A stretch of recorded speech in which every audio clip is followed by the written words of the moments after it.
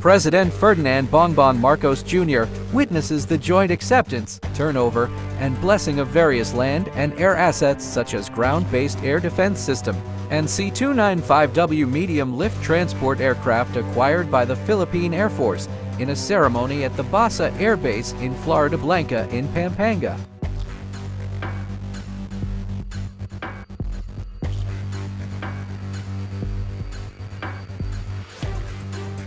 The ground-based air defense system batteries arrived in late September this year, and the C-295W aircraft is part of another order of 3 aircraft from Airbus Defence and Space.